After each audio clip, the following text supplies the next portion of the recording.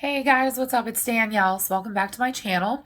For today's video, I'm going to be taking you through my planner stuff for 2023. Now, little disclaimer.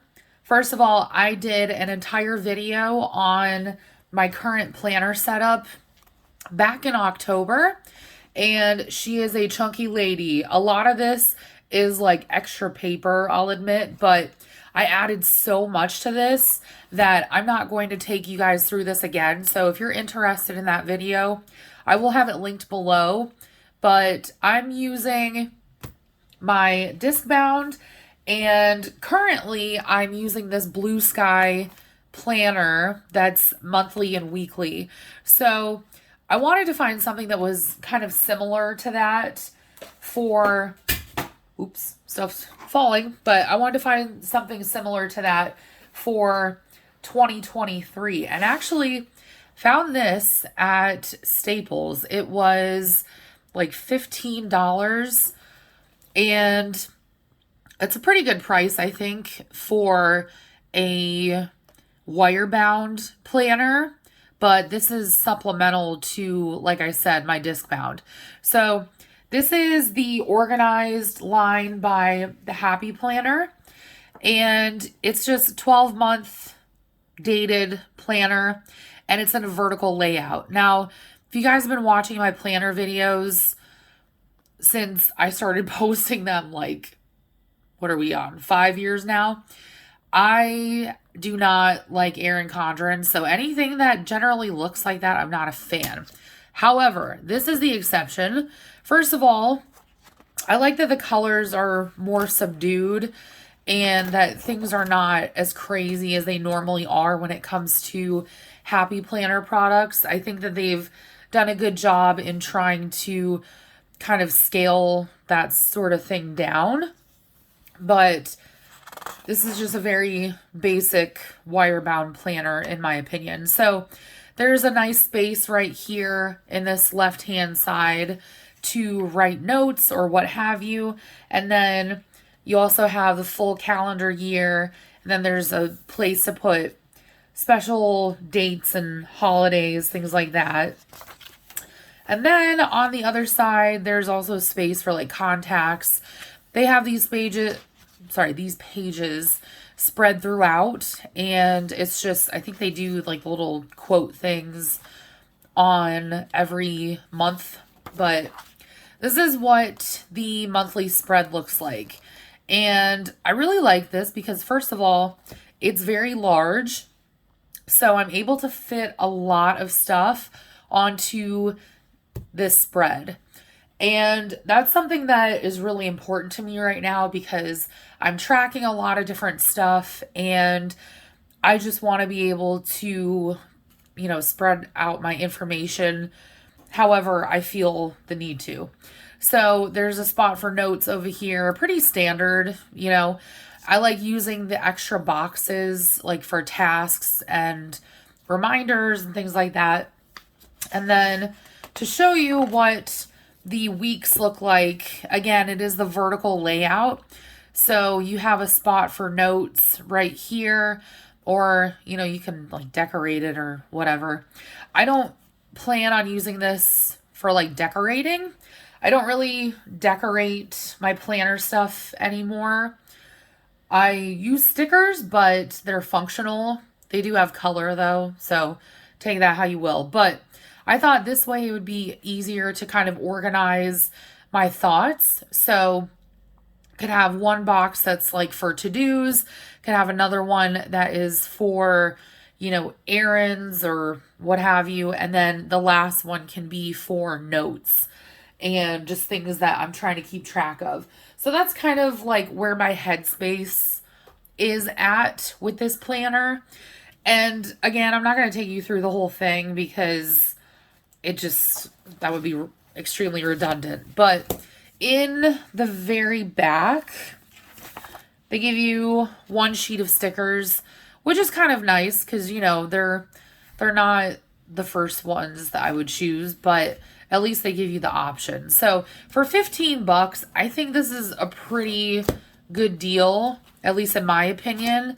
and I got it from Staples, so was not expecting to find something like this in that price point.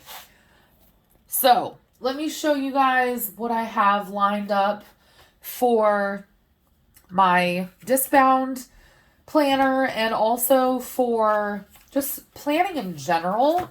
I'll start with that. I'll start with general planning.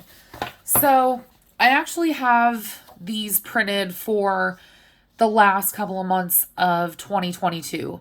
And I plan on using these. I actually have already started using the ones that I printed for this year for like community events.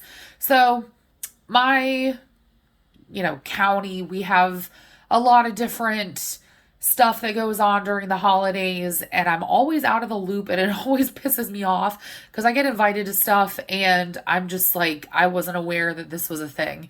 So I'm trying to be more on top of that this year. Well, this coming year, I should say.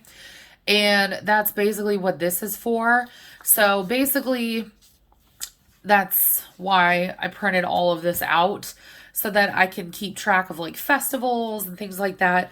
There's a lot of stuff for Christmas that I really enjoy. Like there's a Christmas market and all this other kind of stuff. So I just want to, actually be able to participate in those sorts of things because now my schedule actually allows it.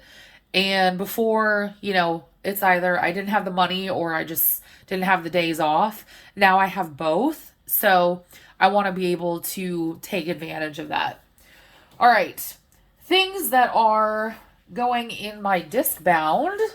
I'm going to start by showing you guys the calendars.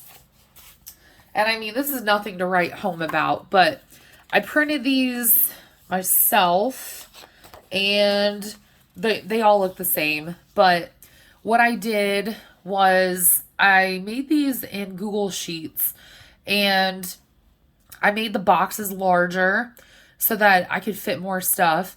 And I've been using these inserts for a couple of months now, and I really enjoy them. The other thing that I decided to do is on every single page, you can see right there and also right here, in the bottom corner, I put the year so that I can archive these, so that I can refer back to them and just be like, okay, I had this appointment, on this day, etc. So that's the first thing that I did. So I have all 12 months ready to go. And then I actually stopped using, or I should say I stopped making my weekly spread. So that's something I don't have to worry about. And then I just make my daily spreads, every day. It's a little bit different every time, but it's what works for me. So this is something else that I wanted to add. Like I said before, added a ton of stuff, literally in September and October of this year to my planner. And this is really just more stuff, but I really wanted to add this because I've been enjoying trying out different recipes and stuff like that. And I really would like to get out of the rut that I've been in. So I just have this insert, which is from Peanuts Planner Co. And it's just the same thing on both sides. There's a column for baking and then there's one for cooking. So, all right, this is something that I thought about doing for a while, but I just made it and kind of decided to go the bullet journal route. So I used this tool grid paper that I had on hand, and basically I'm tracking 5 different bills. So electric, sewage, water, and then also gas and my internet bill. I just wanted to track all of these because I'm really curious to see, from a month to month basis, how it fluctuates. Obviously I know I use more electric and gas, during the colder months because I have to heat my house. But stuff like water and sewage, those generally tend to stay the same. So I just kind of want to see where they sit at for the most part throughout the year. So I'm actually really excited to fill this out. But yeah, that's something that is new in the works for me. And then I haven't filled this out technically, but these are my goals for 2023. And I'll do this closer to like New Year's, but I just have some notes on here. So the first thing is I want to do some goal mapping. And then these are the things that ideally I would like to work on in the next year. I've already started working on a lot of this currently, but I just want to continue that into next year and just kind of like reinforce that these are my goals. So this will be all filled out. I probably won't share it after I do that, but right now, since it's just kind of up in the air, I thought I would. All right, something else that is specific for the year is I wanted to make a list of things that I really would like to do for the year. And basically, it comes down to just going to New York City like a bunch of times. I live like less than 2 hours away from New York, so it's not really difficult for me to get there. It's just a matter of, planning stuff and etc. So stuff I would like to do: finally see New York City Ballet, see Lion King on Broadway again, and then go see Backstreet Boys in concert. Not necessarily in New York, but if they're close, why not? And then go and see the Radio City Rockettes. I actually already invited some of my friends who I think would really enjoy that. And they're supposed to get back to me so we can go with a big group, but gotta figure out the, logistics side of that. Okay, I have made these like pages before. Again, just in Google Sheets, and it's just 9 boxes, but this is kind of how I like to split things up sometimes. So I do this every year when it comes to my gifts and like gifts that I give other people, cards, etc. So there's gift ideas and then the gift tracker, because what I tend to do with certain people is I will buy their gifts throughout the year in however many months leading up to their birthday or Christmas, what have you. And then I like to list out when I'm supposed to send out cards, because if I don't do that, I will completely forget. And then it'll take me forever to actually send them out. So this is just something that, again, is meant to help me stay on track. I did this year, and I'm definitely rolling it over into 2023, but I just wanted you guys to see. So I had it on a post-it for this year, and this is a decor schedule. So I like to basically swap out my decor depending on the season, sometimes the like stuff that's going on. And it's not anything crazy, it's just a matter of like swapping out pillowcases, and I have seasonal pot holders that I make, things of that nature. It's not anything crazy. It's very manageable, but I just want to make sure that I'm actually on top of it. So that's why I plan out like when I'm supposed to have all of the decor out. And then that way it gives me kind of a nice buffer, and I can actually physically see when I should be doing what. And then that way I'm able to kind of shorten some things and extend others. Like Christmas by far is definitely the biggest one. I have that decor out usually for around 2 months.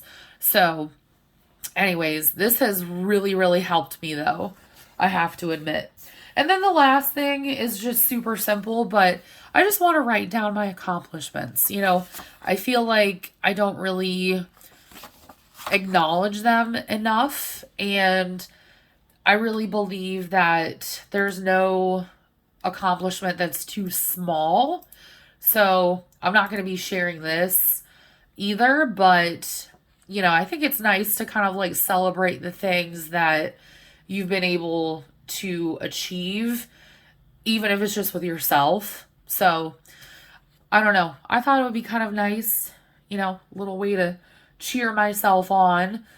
The other things that I have not yet added, there's probably going to be more, and I'll end up sharing that with you guys potentially or once we get closer to New Year's. But there is like a kind of a note that I wrote to myself that was when I first started recovery from my eating disorder, and I want to add this in, but just in a different capacity.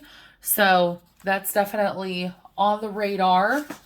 And I don't know, just I like adding in lyrics and stuff. Like I love Suspicious Minds by Elvis. So again, kind of the same thing, adding this in, but just in a different capacity, making it look a little bit more polished. But anyways, I hope you guys enjoyed this video and hopefully gave you some ideas as to what you can add to your planner for 2023. Maybe give you some ideas as to like what you can use. Who knows? I'm doing this whole hybrid planner situation, whereas before I felt like I had to be very strict. I am actually really happy about the fact that, I'm able to use 2 planners and actually have it work out well. So that being said, thank you guys so much for watching. I love you all, and I'll talk to y'all in my next video. Bye, guys.